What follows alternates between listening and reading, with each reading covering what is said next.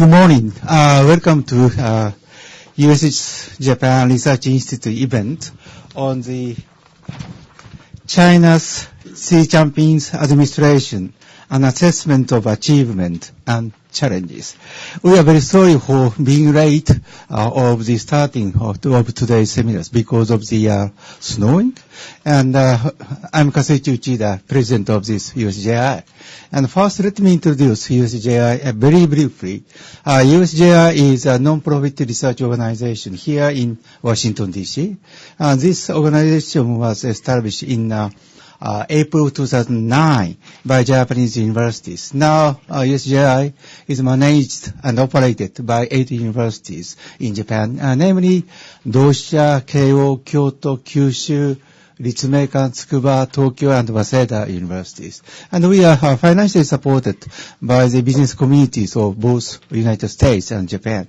The mission of USJI is to dispatch policy-related research based on academic research to wider communities and to formulate the research groups on the U.S.-Japan relationship, and also to facilitate the communications between the policymakers and academics. And this week, USJI usually holds seminars twice a year in February and September, and also the occasional seminars once a month or so. And also, we sometimes have seminars in Japan as well. And with regard to the activities of our USJI, please visit our website. This week we have 9 events from Monday to Tuesday next week. And we are very fortunate today that we are able to discuss very important topics on the China's Xi Jinping's administration. And today's seminar is co-hosted with East-West Center in Washington, and we are very pleased to collaborate with East-West Center. And also, today we are very fortunate to have a group of experts on this important issue for both United States and Japan. We have 2 distinguished speakers, Professor Takahara of the University of Tokyo, and Mr. Nazarene Allen, Director of China Affairs, the University of Maryland, and commentators, Ms. Susan Lawrence, Specialist in Asian Affairs, Congressional Research Service. And I'm quite sure today's discussion will produce fruitful and productive result. And before introducing today's moderator, Dr. Satu Limayer, Director of this East-West Center in Washington, I would like to receive your permission to be aired simultaneously and also to be recorded, and that videotape will be made public through the internet. And so I would like to receive your permission of recording. Okay. Thank you very much. So, Dr. Limayer, please. Thank you very much, Uchida-sensei. Good morning to you all, and thank you for joining us this morning. We have an absolutely first-rate lineup of speakers on this important topic. It's kind of a funny snow day, as Uchida-san said, for an organization whose headquarters are in Hawaii, to be apologizing for snow. And also, I have a delegation from Syracuse University coming this afternoon. But just for safety, I checked with them whether, in fact, they would be coming. And, of course, they found it very humorous that I would ask a group from Syracuse, New York, which is used to, dozens of inches of snow, whether they would have a program, but they are coming. So, Uchida-sensei has introduced our wonderful panel. You have their bio information, so let's maximize the time for their comments and for the interchange. Just a reminder again, we are on the record. It is being webcast live, and subsequently will be posted on the website of our organizations. So with that, let me first and foremost invite Akio Takahara to start us off, and then we will move down the queue. And when they're done with their presentations, then we will turn to you for interaction, questions, and discussion. Sensei, please.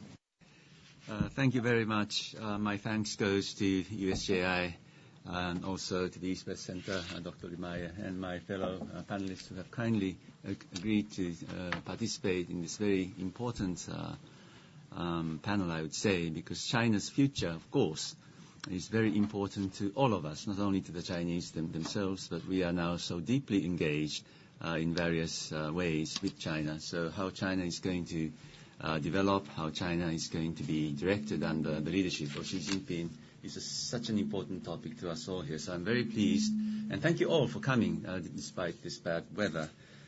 Because time is so precious, let me just dive into the topic. I shall be touching upon three major topics. One is, what is the significance of Xi Jinping's anti-corruption campaign? Because anti-corruption is one of the areas where he has been so successful in the past 2 years or so under his leadership. The second point will be, what is the effect of tighter ideological and political control, which I believe is a big topic for many people here. The third point will be, what's the situation of the implementation of his economic reform plans? That will be the third. And finally, I shall try and summarize and discuss the direction in which China is heading under the leadership of Xi Jinping. So the first point is about the significance of his anti-corruption campaign. I would say that his anti-corruption campaign is one that is led by the red second generation of leaders, Hong Er Dai, which means this is the children of the revolutionary cadres. There's another word called princelings. Yes, princelings has the same definition. It's the children of the revolutionary cadres, but the implications are a bit different. The red second generation are people with the strong sense of ownership of the party, ownership of the system, as it were. So they have this urge to purify the party for the sake of its survival. So they are quite serious about the purification of the party. And it is very interesting, however, that their understanding of the Cultural Revolution, their experience of the Cultural Revolution is in substance very different, I would say, from the experience of the first generation. Yes, the second generation also suffered because of what their fathers did or did not. However, Xi Jinping and his friends in the government now seem to remember the Cultural Revolution as a successful experience in which they overcame the difficulties. So it's a success for them that they can look back and remember as a good experience of their success. And that's why the second generation do not hesitate in using the terminology that used to be used during the Cultural Revolution and so on and so forth. And also, reflecting on the previous administration led by Hu Jintao, I think Xi Jinping understands the importance of power concentration and the importance of grasping the control over the military. So anti-corruption is one of the important means for him to do these things. And anti-corruption has provided a powerful leverage, as it were, for Xi Jinping, for purging his potential political rivals and disciplining the military. So insofar as these issues are concerned, he has been rather successful. But does it help him in increasing his popularity amongst ordinary people? The general understanding is that it does. People are very happy about hitting all these big tigers, as it were. But when I talk to the people in Beijing, actually I'm living in Beijing at the moment as a visiting fellow at the Peking University. When I ask them, they would answer and say that, well, to tell the truth, it doesn't really matter to me. What's important for me is the daily living, how the economic situation is going to be improved or not, and whether he hits this bad guy or that bad guy, it doesn't really affect me at all. So I'm not very much interested in it. So I would say that yes, it does. It may help, but doesn't help him very much in increasing his popularity amongst the populace as a whole. The second point is about the effect of tighter ideological and political control. Let me make a few points here. First of all, Xi Jinping denies the existence of universal values. This is very important. There has been a debate in China over the universal values for the past few years, and Xi Jinping, in his internal remarks, has made it clear that he doesn't believe in these things, and he has tightened his grip over the academia and the media in a very tight, very sharp way, and has clamped down on human rights activists and lawyers and social movements with a tinge of politics. For example, the New Citizens movement, which advocated for the disclosure of the assets of the officials. Well, that's a good thing. Xi Jinping should be doing these things, but he doesn't want to allow anybody else than the party to take the initiative and promote these kinds of activities. So she doesn't have any sympathy for civil rights, but he fears any seed of unrest and turmoil. So there's a lot of fear amongst the leadership about what the people in general are thinking about the party. Point number 2, what does he mean by rule of law? In the previous plenary meeting of the Central Committee, the major topic of discussion was rule of law. But in fact, rule of law for the Communist Party is rule by law by the Communist Party in China. So with no institutionalized mechanism for checking and balancing of power, discipline of the officials will be short-lived. That's what I predict. It may be all right while Xi Jinping is in power, or while Wang Qishan, his sidekick, will be in charge of these disciplinary movements, but what will happen when they go? So this is an important issue that we should remember. The third point about political control is tighter control actually is alienating the cadres in general, and particularly those in academia and in the media.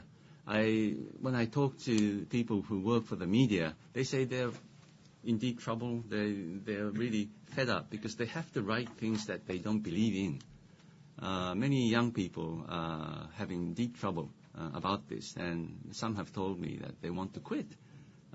It's a very difficult situation. And there is an increasing gap, an underlying tension, I would say, between the unchanging politics, the unchanging leadership, and the changing society. And people are changing very rapidly in China. I used to live in China from 96 to 98. That's something like 17 years ago. But I think the people in China now have changed dramatically from then. People are more affluent. People have more understanding about the international society. But politics really hasn't changed in essence. So this gap is increasing. And what's going to happen when it gets wider? And in this context, it's very important, I would say, to recognize the increasing number of believers in religion. How is this going to change the Chinese society? How is this going to change Chinese politics? Is something that we should keep our eyes on in the future. Now, the next area is implementation of economic reform plans. And here I would like to make a couple of points. The first one is assessment actually is divided over Xi's initiative to deepen reforms comprehensively. Many actually have praised his efforts, praised the width and the boldness, the deepness in his reform plans, especially in the financial area, I would say. However, others are rather skeptical about the reform plans. Particularly political scientists like me would question his set of reforms, because not only because the implementation of the reforms are slow in coming, but also there seems to be no reforms, or only superficial reforms in the core part of the system. For example, the state-owned enterprises. He's trying to introduce private capital into certain key sectors of the national economy. That's good. That's not bad. That's good. But you won't change the oligopoly of the system. That's the problem. Monopolies, oligopolies are the issues, and he has to actually dissolve all these huge enterprises. But he's not doing that. He's only introducing new capital, private capital, into the oligopoly, which means he's reinforcing the oligopoly. So without fundamentally dissolving the SOEs, he will not succeed in the actual aim of the reforms. What about distribution? We all know about the problem of increasing gaps, the income gaps in the Chinese society, but has he been successful in introducing any substantial reforms in the distribution system? Not really. What about the central-local relations? The localities don't listen to what the center says. Not much has been done there. And what about the political system? Is there any reforms there? Not really. When Jiabao, when he was Prime Minister, he used to say that reforms in the state-owned enterprise system, reforms in distribution, they are very important. We have to do these things. But in order to do these things, we need political reform. Because there's opposition, there's powerful opposition against these reforms, against the vested interests. But none of these seem to be coming. But without these reforms, economic slowdown, environmental degradation will exacerbate. sooner than expected, I would say. And that could undermine the legitimacy of the Chinese Communist Party rule and the stability of society. The so-called collective incidents of social unrest increased substantially last year, in 2014, according to the Institute of Sociology of the Chinese Academy of Social Sciences. So the key question is, I would say here, in terms of maintaining the stability of society, is the state of the state finances.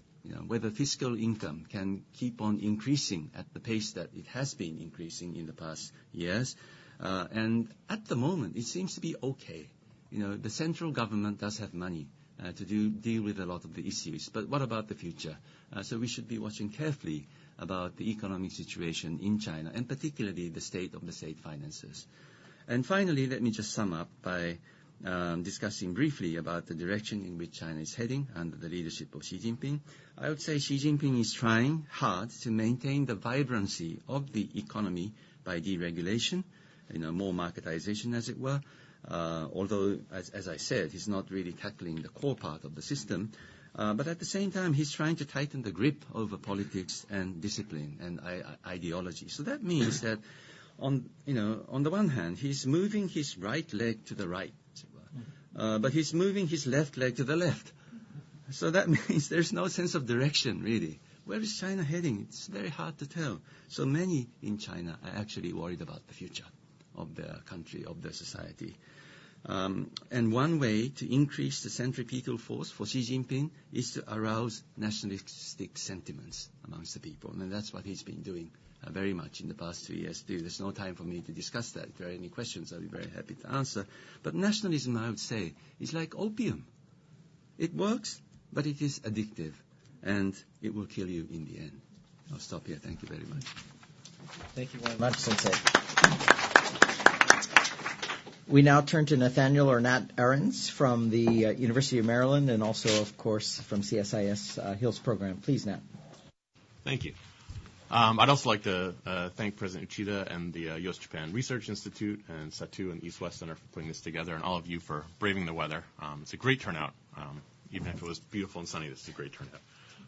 And I think this is an important conversation to be having right now. The topic we're given is to look at the achievements and challenges of Xi's administration so far.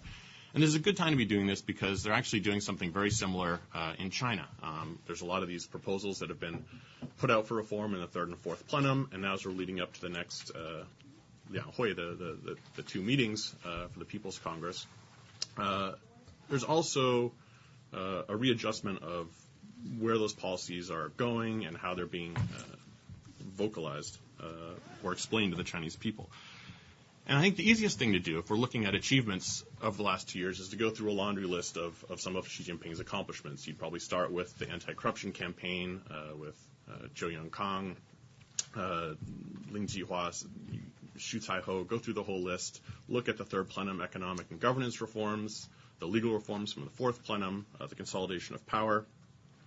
But I don't think just simply listing out those accomplishments gives us a really clear picture of what's been happening in China over the last 2 years, and it certainly doesn't provide a good basis for looking on where things are going. It's really important, I think, to get the narrative for what's been happening over the last couple of years right in order for us to predict where things are going in the future. So over the next 10 minutes, I want to build a case for what I think that narrative is, explain briefly where we're at right now, and maybe suggest where I think things are going. The accomplishments from the first couple years, 2.25 years, can probably be put into four major categories. You've got the anti-corruption, you've got the mass line movement, you've got the governance and economic reforms from the third plenum, and then the legal reforms from the fourth plenum. We tend to view these in isolation. Everyone's interested in, for instance, from a foreign business perspective, what are the economic reforms, what's happening in the state sector.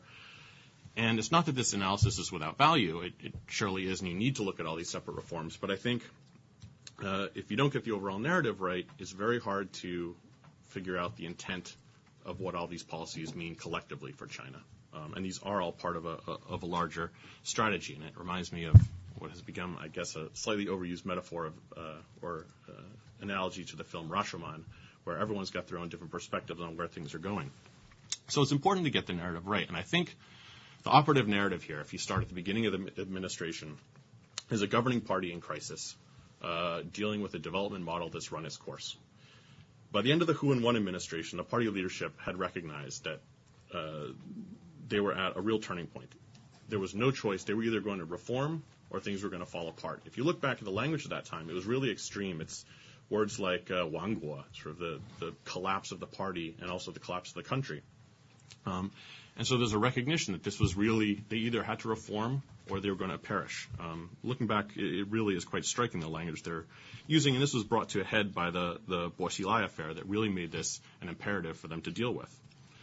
Now, when she came to power, a lot of these problems that we're talking about now already existed. He was faced with a daunting list of problems that were ready to boil over and threaten the legitimacy of the party. And you don't need to take my word for it. I'll read you a quick quotation from Xi Jinping. Actually, it's not that quick, but it is primarily one sentence. It's two sentences. This is a direct quotation from him after the third plenum. It says, China faces prominent problems and challenges in its development, as well as many difficulties and problems on the road ahead. For example, now keep in mind these are just Xi Jinping's examples. Unbalanced, uncoordinated, and unsustainable development remains a big problem. Our capacity for scientific and technological innovation is not strong. Our industrial structure is distorted. Our growth model is too resource-intensive. The development gap between urban and rural areas and regions is still large. Income disparities are striking. Social problems are increasing significantly. There are many problems affecting the people's vital interests in education, employment, social security, medical services, housing, the environment, food and drug safety, workplace safety, public security, law enforcement, the administration of justice. Some people still lead a tough life. Formalism, bureaucratism, hedonism, and extravagance are all serious problems. Some sectors are prone to corruption and other forms of misconduct, and the fight against corruption remains a serious challenge. That was his one sentence with lots of semicolons of examples of the problems. And these were not new issues when Xi came into power. Wen Jiabao was warning about the four uns of the economy back in 2007. What Xi managed to do, and I think if we're looking back at his sort of major accomplishments and achievements, that this is the most important thing, is to give all of these issues a sense of life and death urgency. Because these all existed, but he made it seem like, look, we either are going to deal with this or we're going to fail. We don't have choices of going left, right, anywhere else. We have to go through these problems and fix them. There was a lot of sort of impending catastrophe language at the time. And not only did he manage to give them the sense of that urgency, but to get those reform initiatives moving and instill a belief in his personal ability to carry them forward. And that's a really big deal. It's more than just consolidating power the way other people have. It's really putting himself above the party, which is a critical, I think, and huge accomplishment. Because for these reforms to work, there is no institutional mechanism within the party, within China, to correct these problems. And so you've got a single party without these mechanisms, and it's one of those strange contradictions where you've got this party in power, unchallenged in any meaningful way, but you still have to have someone who's part of the party come outside the party and sort of rise above it while still being a part of it in order to reform it. And I think that in itself, that is a really big deal. And that's not to say that the details of the reforms don't matter. They clearly do. But they're all part of a longer process of what you could also call on a most basic level, I think, simply nation building. And in this case, of course, an attempt to retain the legitimacy of the party. But when I say legitimacy of the party, I also want to stress I don't mean that lightly. I think sometimes when we think about a party trying to retain legitimacy, it's these desperate people trying somehow to grasp onto something that's slipping away from them. But it's really legitimacy for the continued development of China. For Chinese leadership, they see the party and China's development path as inseparable. They're really two parts of a whole, and neither can exist without the other. So I think that's the most significant part of where we've come. But if we want to take stock of where we are now, I think one way to organize it is to start with the vision. Now, Xi Jinping has made the vision very clear with his twin centenary goals. The first of these is the 100th anniversary of the founding of the Chinese Communist Party in 1921. And so the 100-year anniversary in 2021, he set the goal for being a Xiaokang society, a moderately prosperous society. That doesn't have too many hard numbers attached to it because I think if you've got such a big anniversary coming up, you can't fail. This is a big deal. The second one is the 100th anniversary of the founding of the PRC, and that'll be in 2049, and that's when his goal is really the full rejuvenation of the Chinese people. This is still very bureaucratic talk, and so he's put this into a phrase that, in an attempt to have the Laobaixing, the average citizens, be able to understand it. And this is the concept of the Chinese dream. And there's different ways to sort of divide that up and describe it. But it's essentially, it encapsulates being a powerful and prosperous country, prosperous citizens, and happy citizens. So if that's the vision, what about the strategy to get us there?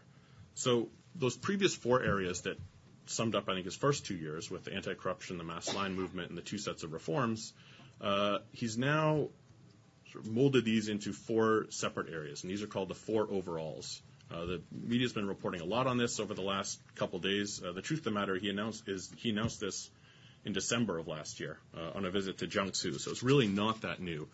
He'd had these 3 overalls, and then he added in December the 4th. So the 4 in order are building Xiaokang, building this prosperous society, deepening reform, and this covers a whole area of reform from the governance to the economic reforms, rule by law, and then the 4th one that he added in December, which is strictly governing the party. This is formally similar to the mass line. He's also placed the building of the prosperous, the Xiaokang society above the other 3, so there is sort of a hierarchy there. And he's also gone out of his way to say how these are all really mutually connected, mutually reinforcing, that we shouldn't be looking at them independently, but really just different parts of a whole. And all of this together is then part of the 2 new normals. On the economic side, the Xin Changtai, and then on the other parts of society, the Xin Xingshi, which is really a state of affairs, and it's an attempt to move from a campaign for a lot of these to just a general state of affairs. And you'll notice out of those 4, actually, anti-corruption is missing, but it's been subsumed into those other 4 in various component parts. But we're also supposed to talk about the challenges. And I think, just when it seems, at least from my fairly optimistic standpoint, perhaps a little different than my colleague Takahara-san, just when it seems like he can do no wrong, along comes clouds on the horizon in the ideological sphere. And for those of you that have been following this has really become quite a big deal. It's something that's still ongoing now, and it's been building, but really started to come to a head in January, where on January 19th, the General Office of the State Council issued an opinion on further strengthening, improving higher education and propaganda thought work under this new state of affairs. And it's directly aimed at controlling education, culture, discourse, and it's really affecting universities in a pretty significant way. This is not new as a concept. It's been around for previous administrations as well. Certainly in this administration, they listed Western values as being one of the non-traditional security threats listed by the National Security Commission. There was document number 9 that was issued in the spring of 2013, which listed, that was where the 7 don't mentions, including universal values, constitutionalism, Western press freedoms, among others. There was apparently also an unpublished document 30. These are given numbers based on in what order they come out. They're not really official. That further promoted the cleansing of these Western ideas from universities. And then the day after the January 19th opinion came out, the Minister of Education, Yuan Guiren, came out with a statement that really further emphasized how he wanted, how university professors should be behaving in really strident language, and even telling them, not to grumble about any of these things. They should be much more positive, not talk about any of these topics they shouldn't be talking about, but really in general just provide a much more positive image for students. And I guess I'm running out of time for my part, and if we want to get more into this more in discussion, I'd be happy to. But I think the fundamental reason for this, and it is something to be taken seriously, I don't see it letting up in the near future, is leadership has realized there's a huge generational gap, that students and young people in China right now don't have that sort of shared experience of where things are coming from. I don't know how old someone would be in college right now, but I guess they'd be born in the early 90s probably. They just have a fundamentally different experience of where the country's come and what brought them there. And so this ties into the speech on Deng Xiaoping's 110th birthday, where we were talking about the 2 30-year periods. And I think a lot of this is direct, even though it's focused on professors, the end goal of this is for them to figure out a way to bring that next generation up, provide some continuity and ideology between those generations. So why don't I stop here, and then if we want to talk more about that discussion, I'd be happy to. Wonderful. Well, we've had two terrific presentations from Nat Ahrens and Takahara Sensei. We now turn to Susan Lawrence from the Congressional Research Service, who's our commentator today, and she's going to pull together some threads before we move into discussion. Susan, welcome. Thank you. I think I'm going to raise questions on a lot of the things that both of you said. One question that kept coming to me as you were both speaking, Takahara-san was talking about the anti-corruption campaign, Nat was talking about in the ideological context, but I'm wondering how much influence the demise of the Soviet Union has on Xi Jinping. We heard very early on there was a leaked speech in which he talked about the collapse of the Soviet Union, the lessons that China needed to learn, the idea that China wasn't going to have that happen to China, something about being a real Han, right? That being man enough somehow to face down threats to the party, that the Soviets hadn't been man enough to do that, but he would be. So I'm just wondering the degree to which the specter of the demise of the Soviet Union kind of hangs over everything that Xi is doing here, and perhaps maybe explains a little bit what Nat was referring to as the right leg going one direction and the left leg going another direction. That was Takahara-san. Okay, anyway, what perhaps unites that is the sense that this is what you have to do to save the party, that, an analysis that where the Soviets went wrong was not reforming their economy and letting go on the ideological front, particularly on the media front, allowing media freedom. So just a question about the impact that the Soviet Union experience might have on Xi's thinking and the broader leadership's thinking.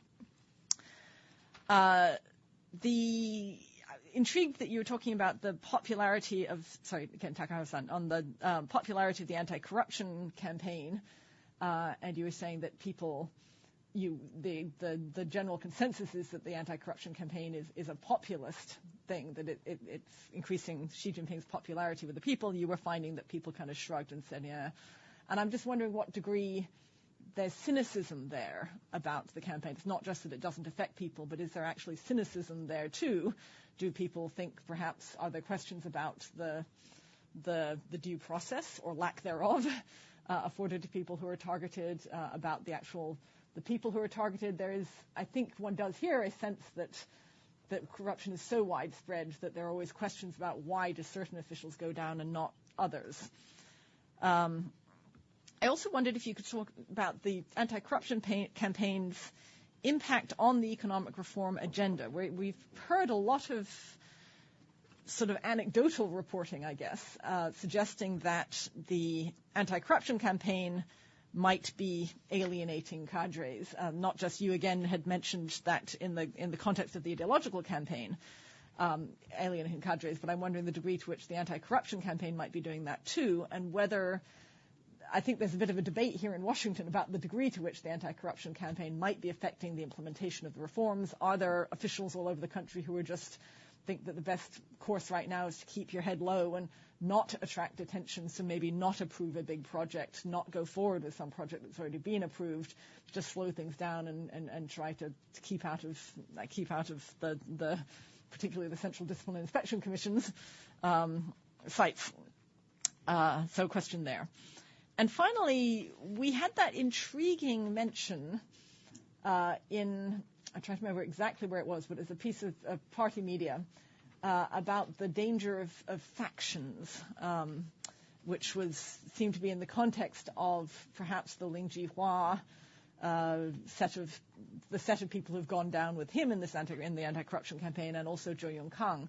But I wonder if you're hearing whether we're going to be hearing more, I guess, about some kind of a campaign against factions within the party, and how serious do you think that is of an issue? Are there live factions out there that are really pushing back against what Xi Jinping is doing? On your point on ideology, I just wonder the degree to which this ideological campaign also has history as a component. To what degree is the party trying to ensure historical conformity in views of history? And particularly, of course, this is a big history year because of the 70th anniversary of the end of World War II.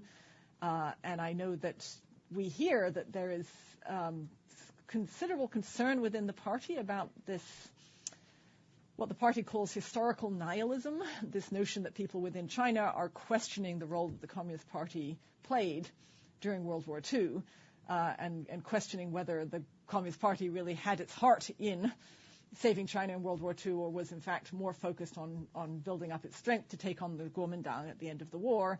And was the KMT actually doing more to defend China?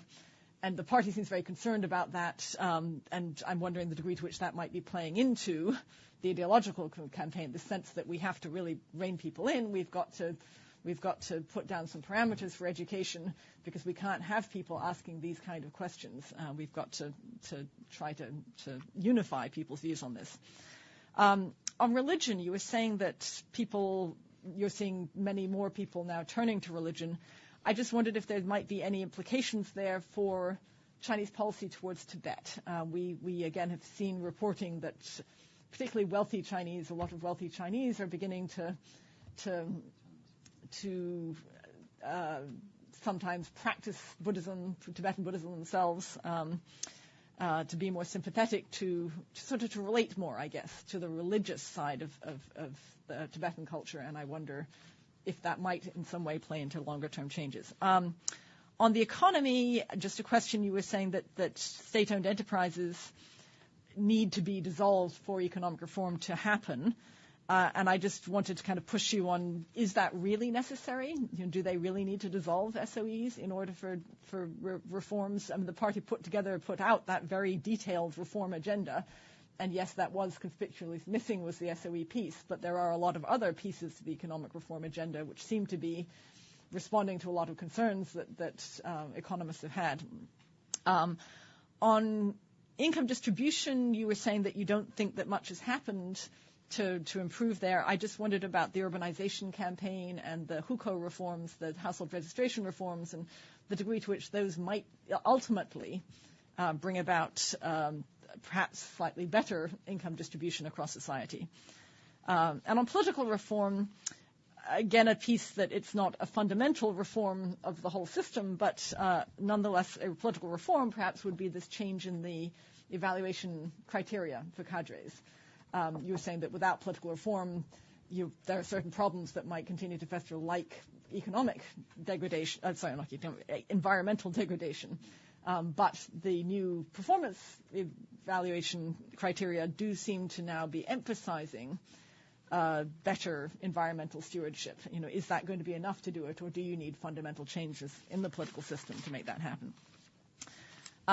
Nat was talking about the life and death urgency of some of the huge challenges facing the party. I would have the same question about the degree to which the Soviet Union experience is playing into that sense of the tremendous urgency that the party is putting out there. I was also intrigued that you were saying that about Xi, that he has tried to instill in society a belief in his personal ability to solve problems, and that you also said that you felt that he is rising above the party.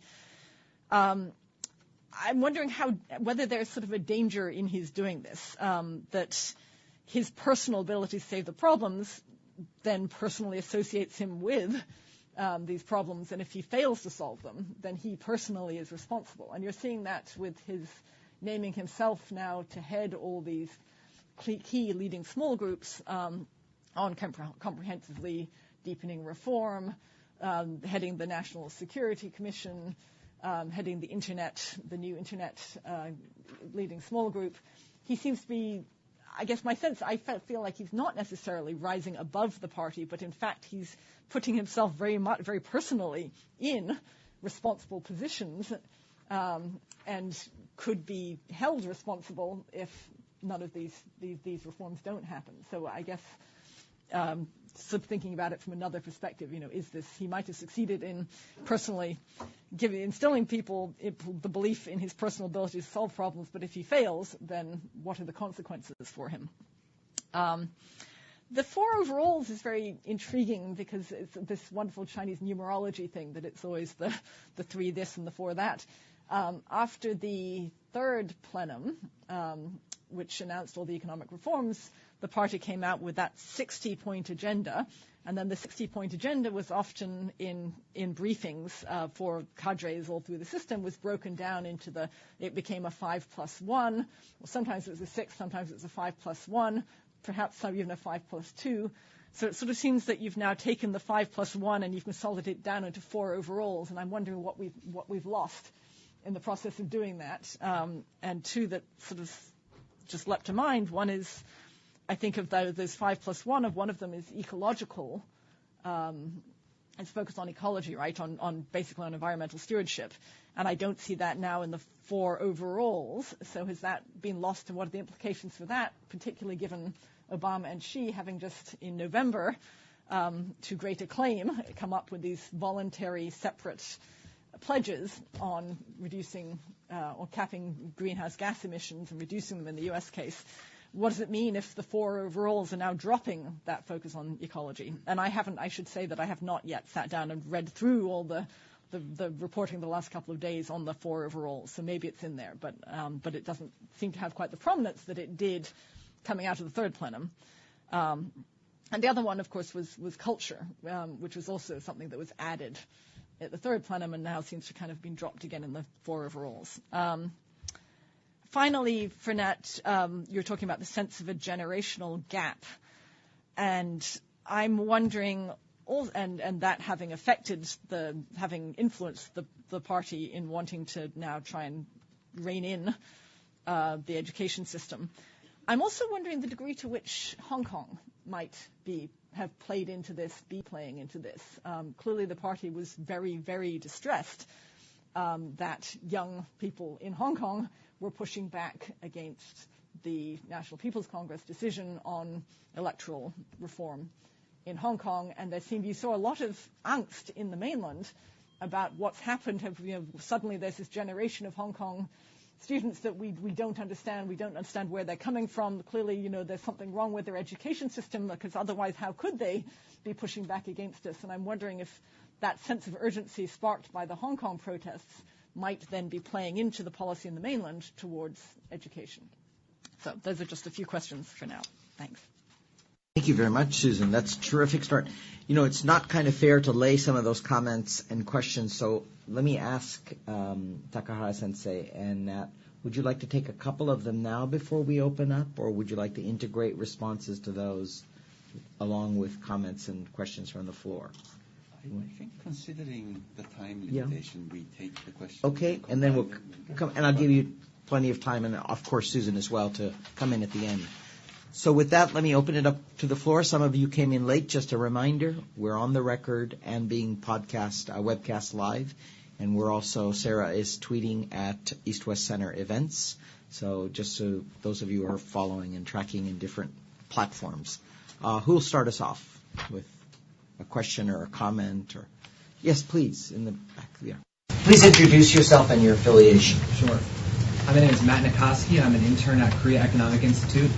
My question is also related to education, and it concerns the huge number of Chinese students who are currently studying at U.S. universities.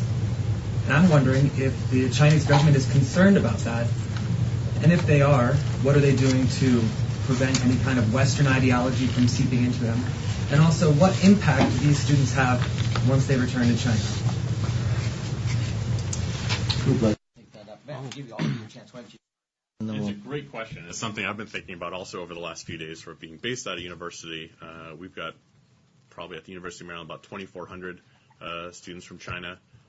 There's now 270,000 coming over on an annual basis to the U.S. It is a huge number. And you're right, there is this really hard to reconcile tension between the propaganda that's coming out of the ministry right now about controlling these values and excluding any sort of Western discourse, and the increasing numbers of students coming. And they're not only increasing in total numbers, you're getting a greater number of people coming over as undergraduates. And so it's a different kind of formative education experience you get as an undergraduate than you would if you're coming over to get your PhD in chemistry. Also, we're starting to see pretty much all over China people trying to come up with funds and new policies to send Chinese students over for the equivalent of what we would consider junior year abroad. Traditionally, it's been either to get a graduate degree or for some of these 2+2 programs where they get dual degrees, or maybe they've transferred and they get the degree from the U.S. institution.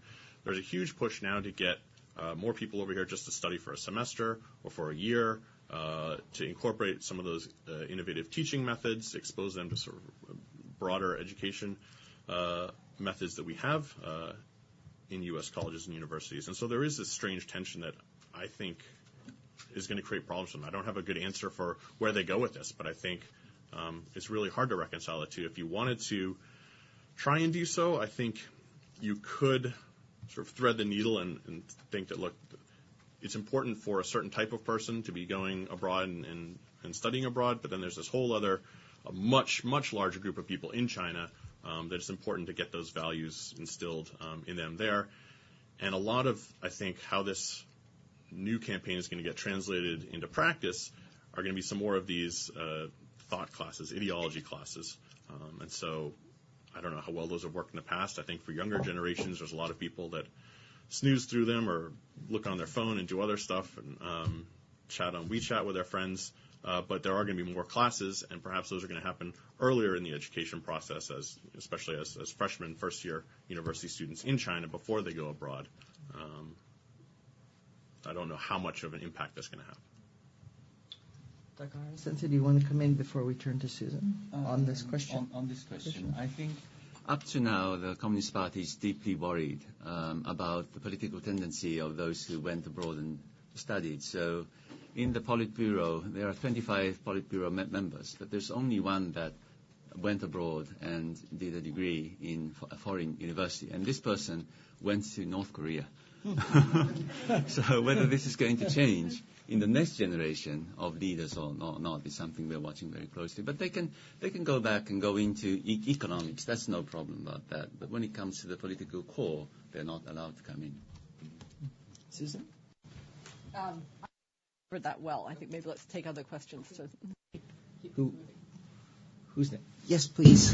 Yeah, my name is Rong Bei, intern at the Stimson Center. So my question is related to Taiwan. Okay. Especially next year, there will be a presidential election in Taiwan. And from the current situation, it's likely that the sort of anti-unification party, EPP, it's likely they will be selected into the government. Then how does this change will impact the China-Taiwan relationship in the future? Could I jump on that question and take the prerogative of being a moderator? That was one of the questions that was swirling around my mind. You mentioned, Takahara-sensei, nationalism as a part of this element. But I was thinking about foreign policy implications with other countries, quite all that is going on that you all have described, whatever the details of it. What should we expect in the next? I mean, President Xi is supposed to come here. There's a whole bunch of issues on the table. The Yang Jiechi and National Security Advisor Rice meeting articulated the North Korea and the Iran as two sort of things that were mentioned, particularly in the statement. But what should we expect? What kinds of things should people be looking for, apart from the question on Taiwan for foreign policy and security behavior by China? Should I start? Please start. We'll go down the line. And I do hope I'll have time to answer Susan's questions. Okay. But first of all, this particular question, it's a very delicate picture for the CCP because on the one hand, they feel that they need nationalism to support their power and to unite the nation, to unite the party. But on the other hand, in order to focus on their very difficult domestic questions, they must have a peaceful international environment. And how can these two be achieved at the same time? It's not quite easy. So with Taiwan, yes, I think if the EPP wins the presidential election, of course it's very much up to Tsai Ing-wen's policy to Beijing.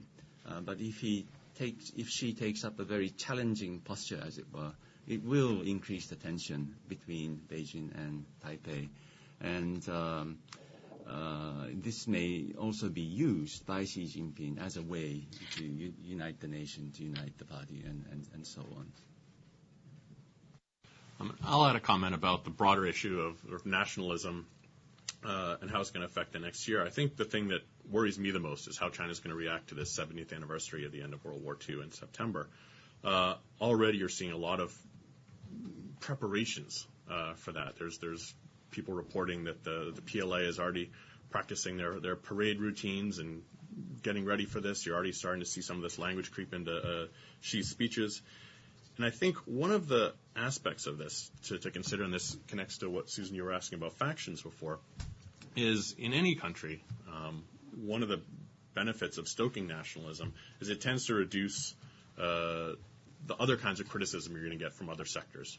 Freedom of speech is typically reduced no matter what, from a legal standpoint, but also just culturally, you're less inclined to be criticizing them while they're stoking fears about some sort of external fear. And so I think that could also seriously be playing into the level of intensity that we're going to see coming up about Japan. And I think the combination of some of this grumbling that shouldn't be happening, but is happening in China, combined with the September anniversary, I think is possibly a dangerous combination. Actually, I would say that it's not just September. In May, Russia is hosting its big event to mark the end of the war. Xi Jinping has committed to attend, so has Kim Jong-un.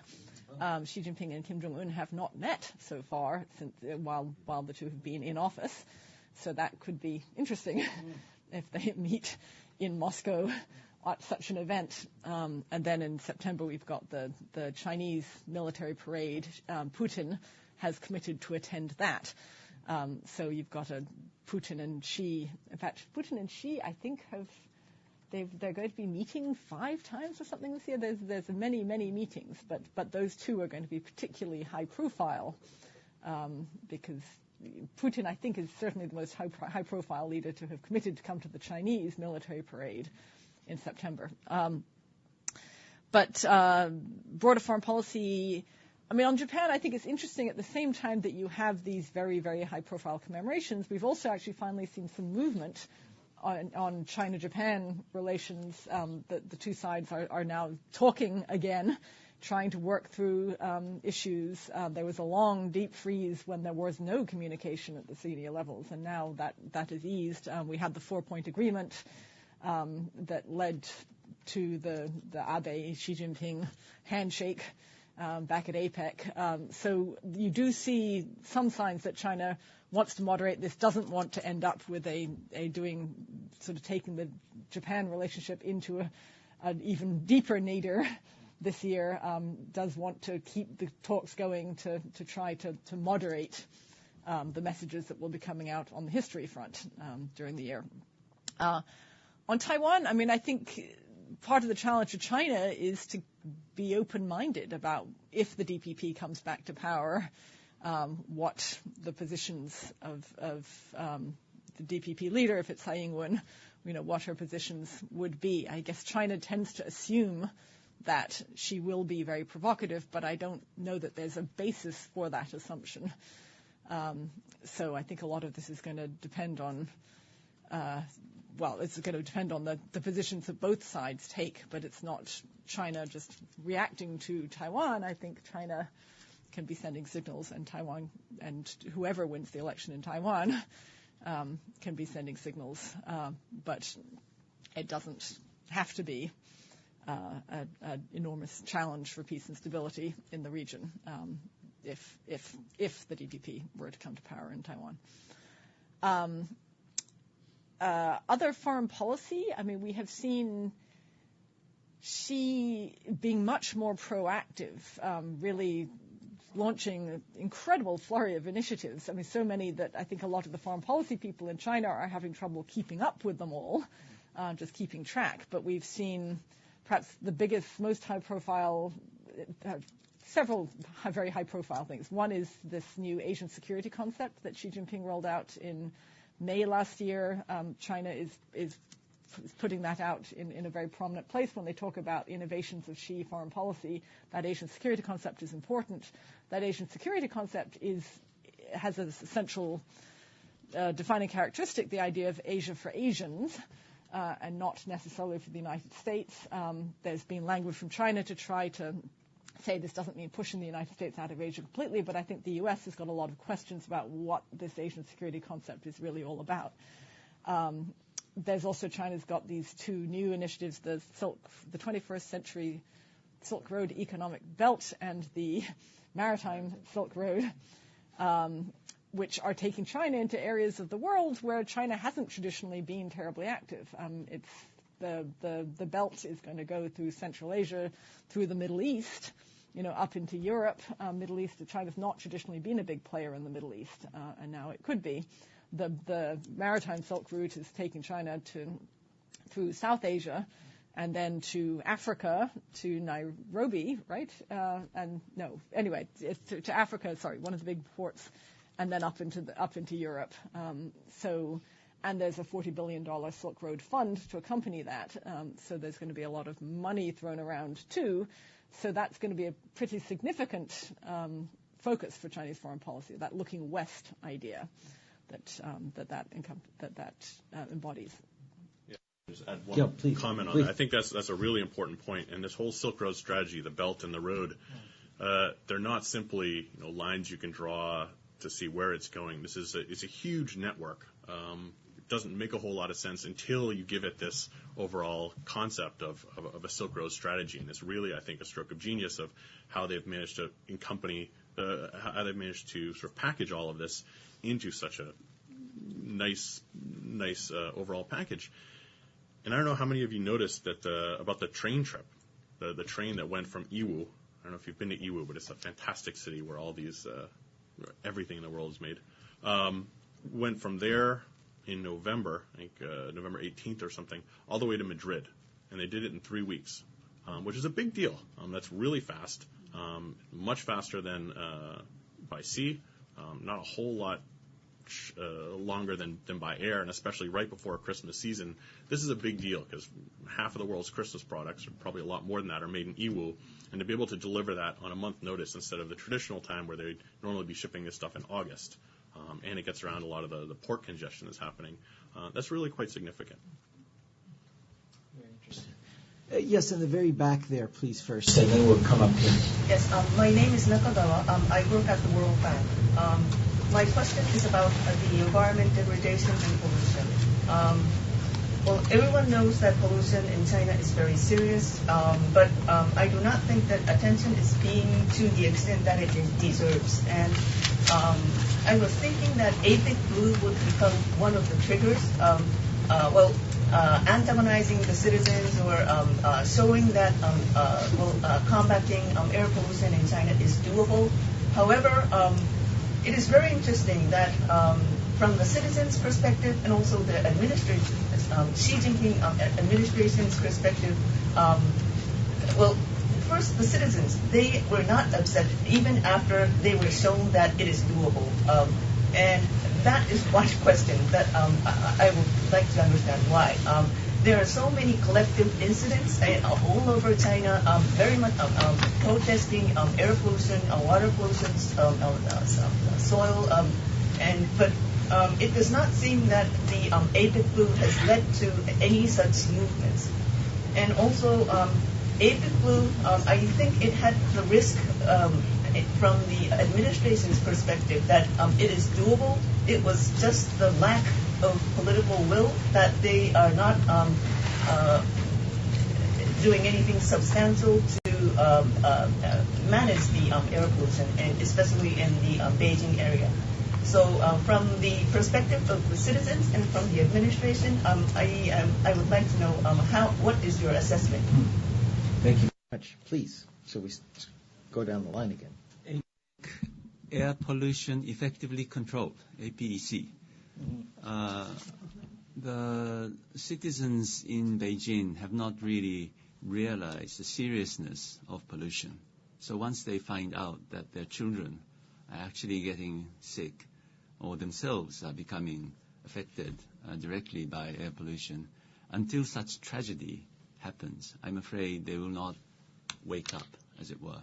And it is very important for the media to play a role here. However, it's difficult, as you know. So I'm asking the Japanese correspondents, when I have the chance to do so, to please report about what we call pollution diseases that in Japan we all experience very badly. I think all the points you make are good and fair. But also, I think everyone, at least in Beijing and Hebei in these areas, knew that during APEC, the APEC Blue came from everything just shutting down. No one was going to work, they're not driving, their factories are closed, and there's a realization that, okay, there's no way to just flip a switch on a long-term basis and have that be a solution. I think if there were easier solutions on this, they'd be done. And I think there is increasing recognition. One of the things we do at the University of Maryland is we run one of the oldest training programs for Chinese government officials in the U.S., and we get people from all over the country. And the things that seem to be on their mind these days, one of the foremost ones is pollution in their area and trying to figure out what to do about that. And we have, I would say, half of our programs over the last year had something to do with reducing PM 2.5. And so there is an aggressive, concerted effort to try and figure out how to solve this problem, coming here to the U.S. and meeting with technology experts, policy experts, at the state level, at the national level, a lot of the technology companies in this area. And so I think there is a concerted effort, and it is, to get back to Susan's earlier point, it hasn't been forgotten in the 4 overalls. It's a giant portion of the overall deepening of reform. That I guess that's the second 4 overall. So it's still there, and it's got to be there, because this is something that doesn't just affect your average taxi driver. It affects people in the Politburo and their kids, as long as they're not studying abroad. Yeah, and I think there's very, very high consciousness in China of how awful the environment is. I don't think that people haven't noticed. And everybody I speak to talks about it in terms almost as if there's been a breach in the social contract. The social contract between the Communist Party and the people of China has been for a long time that the Communist Party delivers improved quality of life, improved higher standards of living in exchange for authoritarian government. And now suddenly people are saying, well, I'm making more money, maybe I have better material goods, but if I can't breathe the air, is my life better? Is my quality of life improving? And the answer is no. And a lot of even government officials will say that they're willing to put up with low salaries, they're willing to put up with all sorts of things, but not being able to breathe and not have their children be able to breathe the air is not acceptable. And you've seen senior officials in China saying that Beijing is unlivable, that other parts of the country are unlivable. The Communist Party knows this is a really existential challenge, and they have got to deal with it. And I think they are dealing with it, but it's going to take a long time to see the results. But you have seen a big push to develop renewable energies, basically anything other than the heavy greenhouse gas producing coal, reliance on coal. So you've had a big push to increase, to substitute natural gas. China's built these enormous pipelines through to Turkmenistan, across Central Asia to Turkmenistan to bring in natural gas. They've got pipelines to Burma to bring in natural gas. They're trying to get more of the economy on natural gas instead of coal. Huge push on hydro. You've got lots and lots of hydro projects, damming of rivers all over the country with implications for the downstream countries, but big push to up hydro. You've got a big push on nuclear power. They're doing everything they can to try to reduce the reliance on coal. And also where they are relying on coal, you've seen a big push to try and make the power plants more cleaner in the way that they're burning the coal. You've seen a lot of sort of upgrades and so on. And as I say, it's been worked into the cadre evaluation system now. The cadres are not being evaluated just on GDP growth, but also on how well they're actually protecting the environment. So I think a lot's happening, but this isn't something you can just clean up just like that. And particularly, it's not just air. And of course, it's air, it's water, it's soil. Soil is perhaps the hardest. When you've got heavy metals in the soil, that's not something you can remediate at all easily. So this is going to be a long-term struggle. And it may have implications for China's future economic development if they can't get a handle on this. I should say that also in the legal reform, they mentioned this, and they at least propose having reforms that would deal with citizen suits, class action lawsuits to deal with local environmental problems. Sensei, did you have anything on this? Please, because well, I have a lot to say on many things, but I'm just worried about time. that's right. Takahara-san has to leave exactly at 12:15, so we have 10 minutes. So here's what I'm going to do. There were 2 questions, and I'll make those the last questions. I would ask you to keep them short, and then in answering those questions, if there are any things you want to respond to Susan's points, we'll run through the 3 of you through that, and then I'll close up shop and ask Uchida-san to say thanks. Michael first, and then Sir. Yes, please. A very quick point. Mike Fonte, I work for the Democratic Progressive Party of Taiwan. My colleague here said that the DPP was anti-unification. That's not a very good description. It's pro-democracy, pro-support for what the people of Taiwan have. I think that's a very different narrative that will ensure the peace and stability that Susan talked about. Just a point there. Thank you, Michael. Sir. Okay. Mark Wall. I'm most recently with the University of Wyoming. Mm-hmm. Not to belabor Xi's foreign policy too much, but I'd like to go back to that in terms of how Xi envisions China's international position, especially vis-a-vis the United States. Would appreciate comments on what does he have in mind when he talked about the new model of great power relations. What implications does that have for China's view on the U.S. security commitments in East Asia as China is pushing forward on both the Senkakus and in the South China Sea? And related to that, maybe is China's views on TPP. Great. Let's start it up and go down the line. Thank you. Let me just begin from the last question about Xi Jinping's idea about his China's relationship with the United States. I think by using the term the new type of major power relationship, he wants to be on an equal footing with the United States.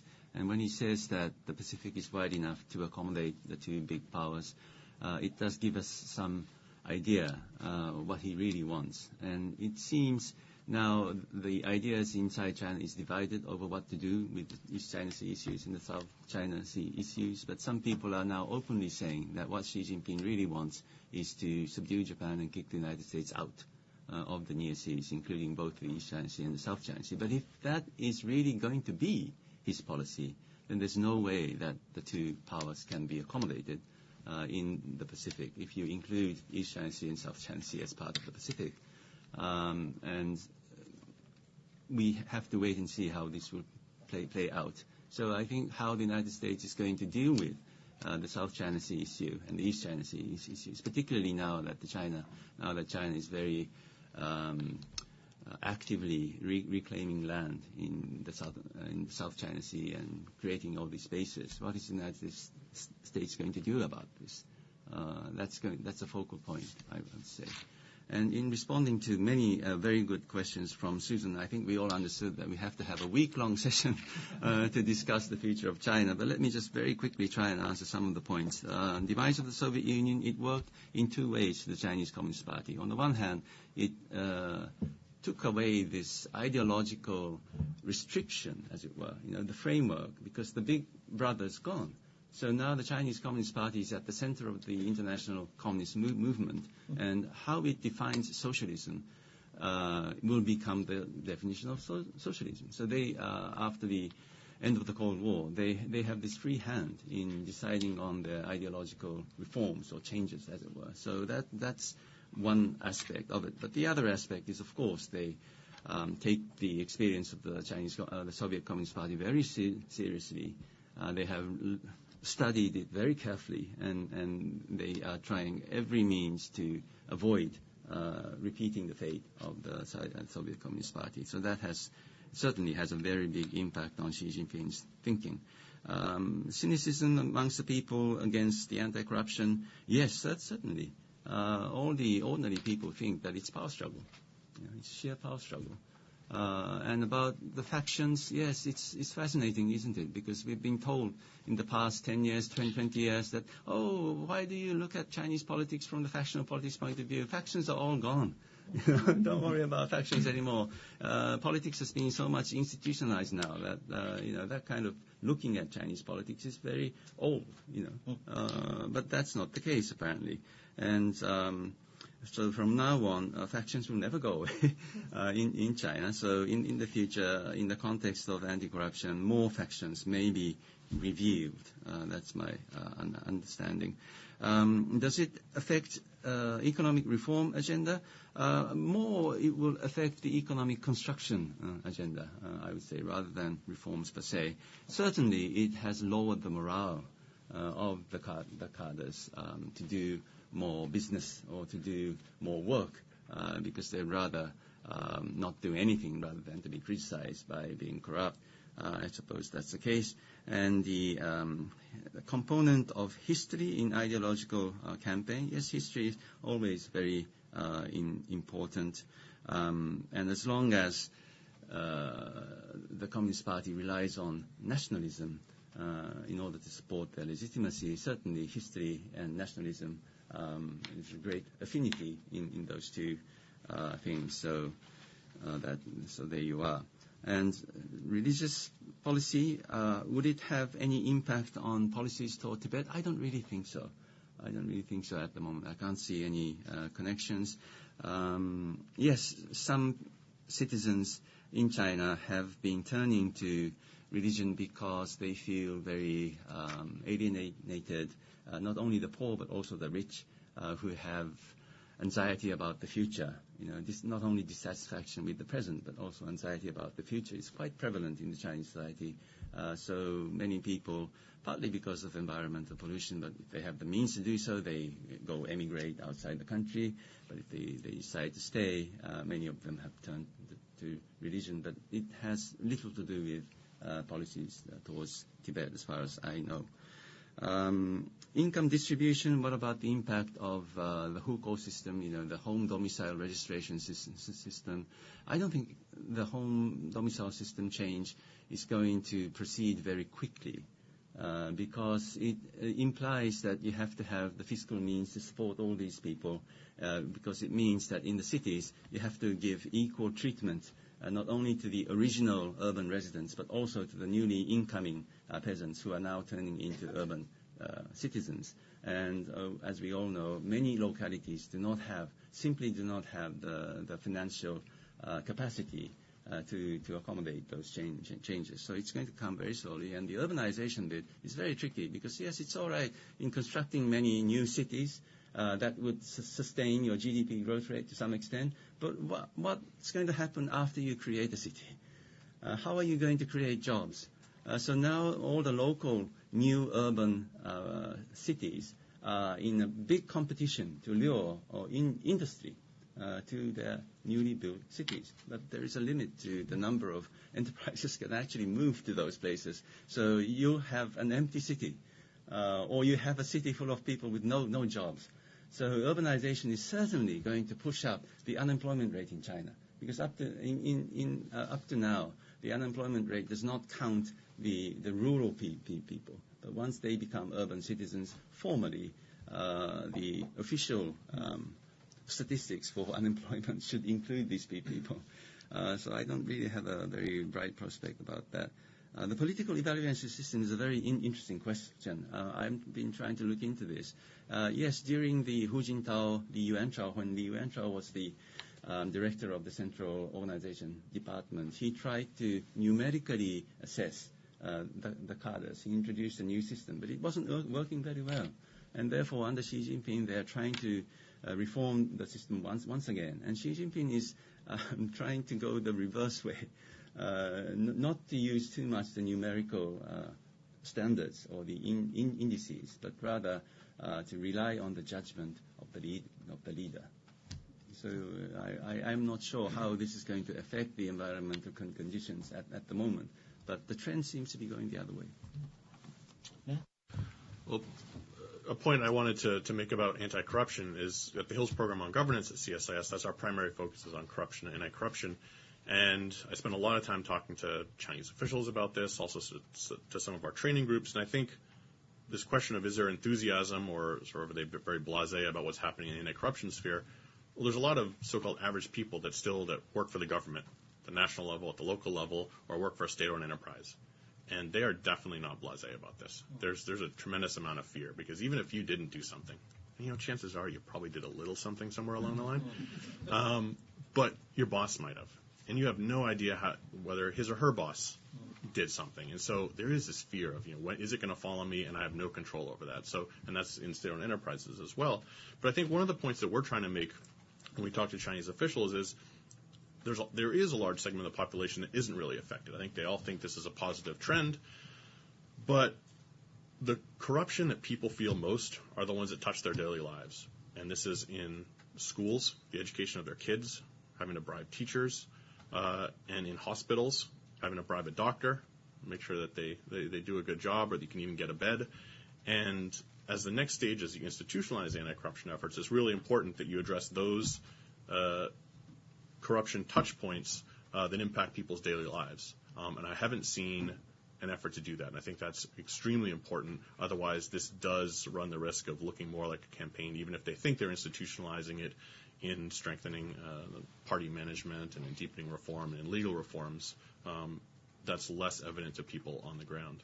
On the TPP question, I think the shorter answer is, while there are voices in China that are trying to make a case for why this might make sense for China, and it's a good direction. We were actually talking about this before, how it could be sort of a mini WTO opportunity for them to up their standards. From the general opinion is this is the U.S. trying to exclude China. Rightly or wrongly, that's the general opinion in China. And I think from the U.S. side, it's been seen at the beginning as sort of a win-win. Either China was going to be able to raise its standards up to this new high-standard trade agreement, and that's great. We benefit from that. And if they're not, and we can still sign it, well, we still benefit. So it's sort of, there's an interest in getting China to the table. No one will say they're not interested, but it's not a core part of making it succeed. On the new model of major power relations, I might leave that to Susan in the interest of time. And I know we've talked about this a lot, and she running out of time, so I will just quickly on the new model. I think we're at an impasse on the new model of major country. China now calls it officially the new model of major country relations, not major power. The Chinese hasn't changed, but it's how you translate it. But I think we're at an impasse because China says that the core of the new model of major country relations is this notion of mutual respect for core interests, by which China means sovereignty, territorial integrity, development path, and political system. In other words, this is only going to work if the U.S. will respect Communist Party rule, China's sovereignty claims over Taiwan. Obviously China's control in Tibet and Xinjiang. It wants to be able to do what it wants to do in Tibet and Xinjiang and not have the U.S. criticize it. You also hear China talking about the U.S. needing to take into consideration of China's I can't remember the word. Anyway, something, China's interests in the region, i.e. China does not like U.S. alliances. It's made that very clear. And it would like the U.S. to ideally, it would love for the U.S. to walk away from the alliances with Japan and Korea, which is not going to happen. So China has sort of set out a whole lot of conditions for what needs to happen for this new model of major country relations to really take effect. And there's just no way that the U.S. can agree to many of those conditions. It's not about to turn on its allies to have this relationship with China. It's not about to abandon Taiwan. It's, and so on. So I think we're at an impasse on where that's going to go. Well, I think you will agree that we've had an absolutely tremendous input from our experts on China, both from Takahara Sensei, from Nat, and our commentator Susan, who also, of course, commented wonderfully on several issues. Before we turn to sort of formally thank them, I want to reiterate my thanks to the U.S.-Japan Research Institute, Uchida Sensei, Kobayashi-san, and other colleagues, and it's a delight to work with them. They have a wonderful program this week, and we're pleased to have worked with them on this and look forward to other opportunities. I'm an American, so I can't end without an advertisement. So here's the advertisement. If you're not on our mailing list, there's a form out there to do so. The other thing is there are 3 programs I would flag to your attention. One is a group of young scholars from Japan called the New Voices from Japan on March 3rd over lunch. That's Tuesday, March 3rd. We'll be doing a wonderful set of presentations on nuclear nonproliferation, Sino-Japan relations, and Abe's economy. So I urge you to look at that. The third one, as Susan spoke a lot about Russia-China getting together, and I would love a ticket for the one where Kim Jong-un comes. So if you know how to get a ticket, let me know. On March 9th, Michito Tsuruoka, a colleague of mine at the National Institute of Defense Studies, Boisho Kenkyujo, is coming, and he has a very interesting topic. He's a Europeanist in the Japanese system, looking at Japan's policy towards Ukraine and Russia, and what that means for Russo-Japanese discussions also on the Northern Kurils. So that's the second. And the third, moving away from sort of maybe Northeast Asia, is our visiting fellow, ASEAN Fulbright visiting fellow, Jay Bathambakal, who is a professor and the head of the Maritime Legal Center at the University of Philippines, is doing an assessment of Philippines' arbitration case on South China Sea. Very interesting to look at what happens after the arbitration case and the implications for resolution on South China Sea. So those are some upcoming programs. Again, thank you for trudging through the snow and cold to be here and your flexibility on the timing. Thank you, USJI Uchida-san. And now, thank you for our wonderful presenters.